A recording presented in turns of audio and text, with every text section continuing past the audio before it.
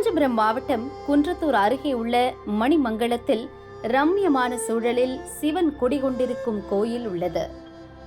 தர்மேஸ்வரர் கோயில் தாம்பரத்திலிருந்து 10 கிலோமீட்டர் தூரத்தில் அமைந்துள்ளது. சோழர் மற்றும் பல்லவர்களின் கட்டிடக்கலையில் கோயில் செதுக்கப்பட்டது. 1000 வருடங்கள் முன் கட்டப்பட்டிருக்கலாம் என தொல்லியல் நிபுணர்கள் கூறுகின்றனர்.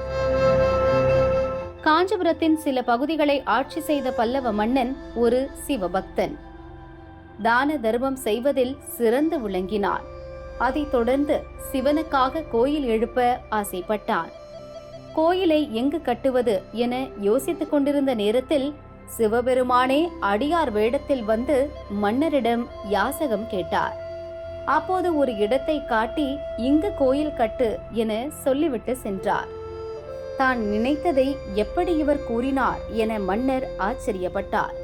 அப்போது அடியாராக வந்த சிவன் மன்னருக்கு காட்சியளித்தார். இந்த தானத்தின் பெயராக சிவன் தர்மேஸ்வரர் என அழைக்கப்படுகிறார். மூலவர் சதுர வடிவத்தில் ஆவுடையாருடன் கஜபிருஷ்ட விமானத்தின் கீழ் காட்சி தருகிறார். தர்மேஸ்வரர் என்ற பெயருக்கு ஏற்ப அதர்மத்தை நீக்கி தர்மத்தை நிலைநாட்டுவார். இந்த கோயிலின் ஸ்தல விருட்சம் சரக்கொன்றை மரம். 7-8ஆம் நூற்றாண்டில் நரசிம்ம பல்லவர் 2ஆம் புலிகேசியுடன் போரிட்டு வென்ற இடமாக கூறப்படுகிறது. இங்குள்ள சிற்பங்கள், மண்டபங்கள், எழுத்துக்கள் சோழர்கள் மற்றும் பல்லவர்கள் காலத்தை ஆதாரமாய் காட்டுகிறது. வேதங்களின் தலைவியான வேதநாயகி தனிச்சந்நிதியில் காட்சி தருகிறாள். அம்மன் பௌர்ணமி நாட்களில் சந்தனக்காப்பு கோலத்தில் அருள் பாலிக்கிறார். புரட்டாசி மாத பௌர்ணமி அன்று நிறைமணி காட்சி வைபவம் நடைபெறும். அம்பாளுக்கு அபிஷேகம் செய்து வஸ்திரம் அணிவித்து பலர் நேர்த்திக்கடன் செலுத்துகின்றனர்.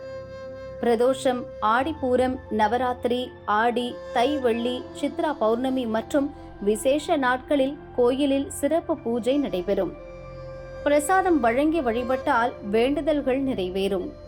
சதுர்வேதங்கள் 4க்கும் உரியவராக விநாயகர்கள் இங்கு உள்ளனர். இங்கு சிவன் சன்னதிக்கு எதிரே உள்ள நந்தி சிலை கலைநயத்துடன் அமைக்கப்பட்டுள்ளது. இதன் மீது தட்டும் போது வெண்கல ஓசை எழுகிறது.